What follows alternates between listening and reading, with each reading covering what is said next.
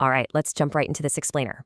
Today, we're unpacking one of the most fascinating, dramatic, and honestly, just mind-bending origin stories buried deep within the Mahabharata. We're looking at a tale that is absolutely brimming with intense family drama, breathtaking hubris, and intellectual debates that literally carried life-or-death consequences. It's a story about a brilliant prodigy, a deeply flawed father, and a relentless quest for ultimate vengeance. So let's get into it. Seriously, picture this for a second. What would you do if your unborn child told you that you were bad at your job? I mean, it sounds like some surreal comedy sketch, right? But this bizarre, highly dramatic, inciting incident is exactly where our legend begins, and it completely sets the stage for a cascading series of tragedies and triumphs. Now, to understand how an unborn child could even have an opinion on their parents' work, we kind of need to rewind a bit and look at the family tree. Part 1. The Scholar's Marriage. So let's go back to an ancient hermitage where we first meet our foundational characters. The dynamic between these two men is super fascinating. On one side, we have the great sage Uddalaka, who is an absolute master of sacred mantras. On the other, his disciple Kahoda. The source text describes Kahoda as this man of subdued passions, someone entirely devoted to the service of his preceptor. He studied for a very, very long time. And you know what? His dedication actually paid off immensely. Recognizing all that unwavering service, Uddalaka rewarded him with two massive gifts: complete mastery over the Shastras, the sacred texts, and the hand of his own daughter, Sujata, in marriage. So Kahoda literally goes from humble student to married master. Everything seems absolutely perfect, right? Well, as we're about to see, mastery of texts doesn't always equal mastery of the ego.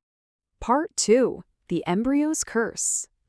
The tranquility of that hermitage is just completely shattered during Sujata's pregnancy, which brings us back to that inciting incident I mentioned earlier. Sujata is pregnant, and the embryo growing inside her is described as being radiant as fire.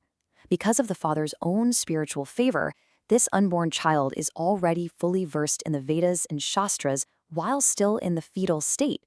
So Kahoda is up all night reciting sacred texts, and his unborn child essentially acts as the ultimate backseat driver, delivering this incredibly sassy correction right from the womb. What proceeds from thy mouth is not correct.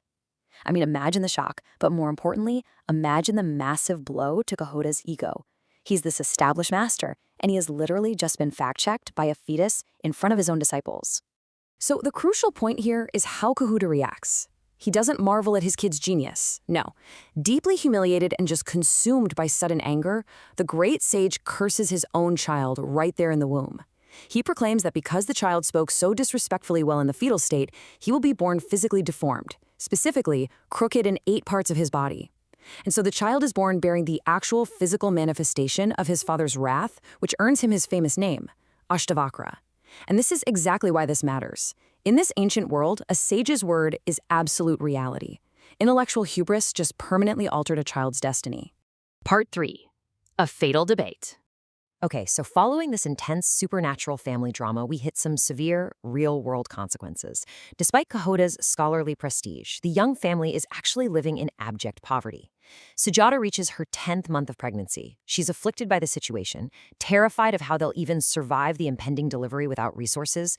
So she pulls her husband aside in private. She begs Kahoda to go out and find wealth, asking how she's supposed to manage the exigencies of childbirth with zero substance. And it's this desperate plea that forces Kahoda to leave the safety of the hermitage and seek out the court of King Janaka, who was well known for showering wealth on brilliant scholars. But here's the catch. King Janaka's court isn't just handing out gold. It is a literal battlefield of the mind. The king is hosting this grand sacrifice featuring his champion debater, a guy named Vandin, who was incredibly well-versed in the science of arguments. And the stakes for challenging Vandin? They are starkly terrifying. This isn't some friendly academic panel. If you win the controversy, sure, you win unimaginable riches. But if you are defeated, you are completely immersed into water. Drowned. These are deadly intellectual contests, where losing a debate quite literally means losing your life. And right here is where we hit the tragic, crushing, dramatic irony of our story. Kahoda, the very man who cursed his own son for correcting his recitation, the man so incredibly proud of his knowledge, steps up to debate Vandin. And he loses. The text tells us plainly he is defeated in controversy by Vandin, and, as a consequence, is drowned. Kahoda's hubris led him to curse his child, and his desperation led him to a watery grave before his brilliant son was even born. Part 4. The crushing truth.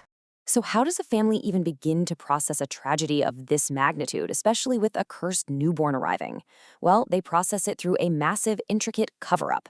When Uddalaka hears that his son-in-law has been drowned by Vandin, he immediately instructs his daughter Sujata to keep the terrible truth an absolute secret from the newborn Ashtavakra.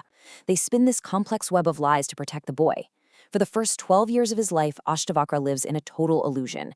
He genuinely believes his grandfather Uddalaka is his father, and he believes Uddalaka's son, Swetaketu, who happens to be the exact same age as Ashtavakra, is his brother. The grim reality is completely hidden from him. But secrets this big, they simply cannot stay buried forever. The illusion shatters on what probably felt like a totally ordinary day. 12-year-old Ashtavakra is happily sitting on Uddalaka's lap, the man he wholeheartedly believes is his dad.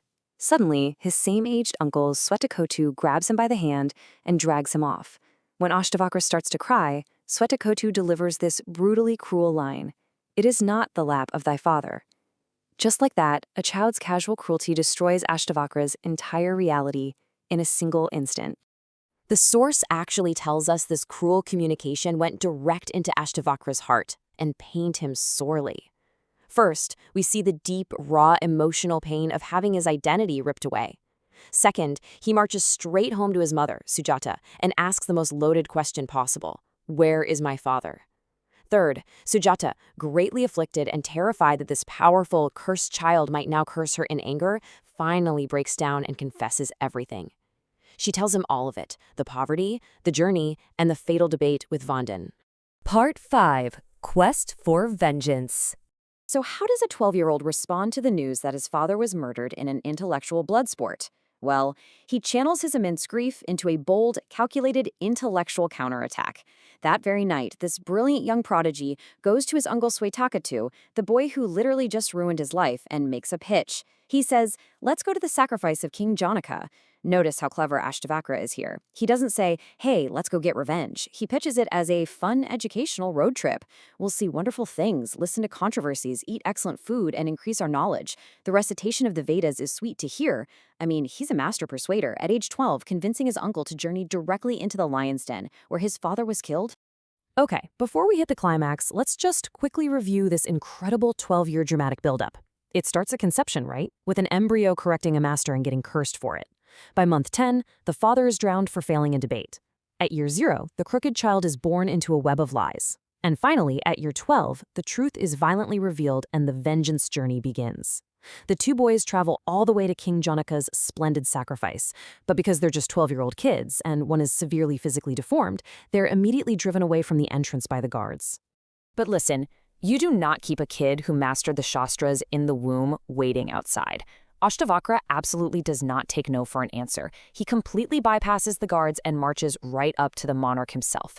Just imagine the scene for a second. A 12-year-old boy, crooked in 8 parts of his body, stepping onto the grandest intellectual stage in the world, addressing King Janaka directly, looking for the murderous champion Vandin. It is a stunning, stunning display of confidence and raw courage. Which leaves us with this final, burning question. Can a 12-year-old boy, armed with nothing but the intellect that once got him cursed in the womb, possibly defeat the undefeated deadly champion who drowned his father? The source excerpt we analyzed today brings us right to the precipice of this epic showdown.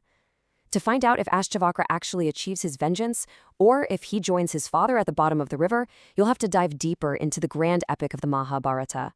Thank you so much for joining me on this explainer, and keep questioning everything.